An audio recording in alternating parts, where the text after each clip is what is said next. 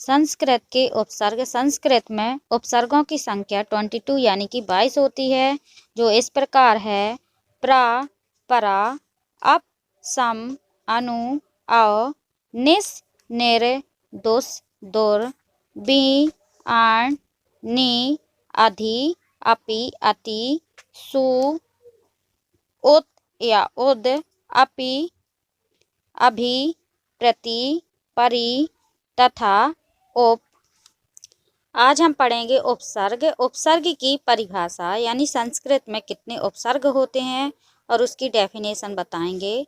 उपसर्ग शब्द उप तथा सर्ग शब्द से मिलकर बना है, जिसका अर्थ होता है समीप आकर नया शब्द बनाना। अर्थात जो शब्दांश शब्दों के आदि या शुरुआत में जुड़कर उनके अर्थ में कुछ विशेषता बताते हैं या लाते हैं, वो उपसर्ग कहलाते हैं। संस्कृत में उपसर्ग 22 यानी 22 होते हैं। पहला है आपका प्रा। प्रा का अर्थ होता है अधिक। इसके उदाहरण प्रसारः, प्रणाम, प्रकाकम, प्रकामम, प्रहारा, प्रहारित। दूसरा है आपका परा, जिसका अर्थ होता है विरोध या विपरीत या फिर पीछे। इसका उदाहरण है पराजय या पराभव। तीसरा है आप, उसका अर्थ होता है हीनता। इसके उदाहरण है अपशब्दः, अपवाद और अपकारः। अगला है आपका सम। इसका है अच्छी तरह है। इसके उदाहरण है संहारः, संन्यासः, संकल्पः, संस्कृतः। अगला है आपका अनु, जिसका अर्थ होता है पीछे या साथ। तो इसके उदाहरण हैं अनुभवा, अनुचरा, अनुकारणम, अनुभवति। अगला है आपका अब। इसका अर्थ होता है हीनता। इसके उदाहरण हैं अवगुणः, अवनतिः, अवतारः, अवज्ञः। अगला है निस, जिसका अर्थ होता है रहित।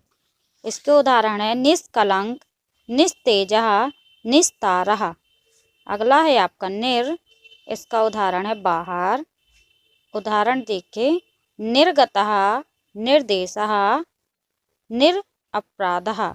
अगला है आपका दोष, जिसका अर्थ होता है कठिन।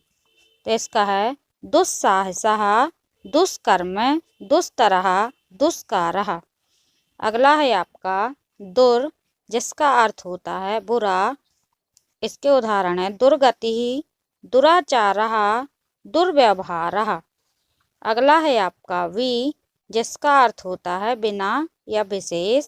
उदाहरण है इसका विरागः, वियोगः, विरामः, विशिष्टः। है आपका आंग, जिसका अर्थ होता है पर्यंत या तक। उदाहरण है आमरणम, आजन्म, आसमुद्रम। अगला है आपका नी, जिसका अर्थ होता है नीचे या निषेध। इसके उदाहरण हैं निष्क्तः, निवारणम, निपातः, निहितम। अगला है आपका अधि, जिसका अर्थ होता है ऊपर। इसके उदाहरण है अधिकारी, अधिसूचना, अध्यादेशः। अगला है अपि, जिसका अर्थ होता है निकट। इसके उदाहरण हैं अपीगीर्णः, अपिचः। अगला है आपका अति, जिसका अर्थ होता है अधिक। तो इसका है आवश्यक्याम, अतिक्रमः। अगला है आपका सु, जिसका अर्थ होता है अच्छा। उदाहरण है इसका स्वागतम, सुकर्म, सुविचारः। अगला है उत, जिसका अर्थ होता है ऊपर। इसके उदाहरण हैं उत्कर्षः, उद्गमः, उत्कृष्टः। अगला है आपका अभि, जिसका अर्थ होता है और या तरफ। इसके उदाहरण हैं अभिनयः, अभिमानः, अभिज्ञानम। अगला है प्रति, जिसका अर्थ होता है और या उल्टा। इसके उदाहरण है प्रत्येकः, प्रत्यक्षः, प्रतिकूलः।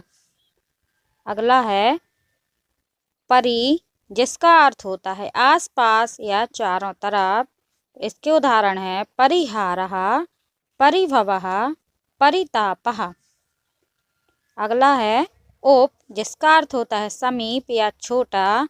उस उदाहरण है उपहारः, उपवनम, उपप्रधानचारः। वीडियो अगर पसंद आई हो तो वीडियो को लाइक करें, सब्सक्राइब करें, शेयर करें।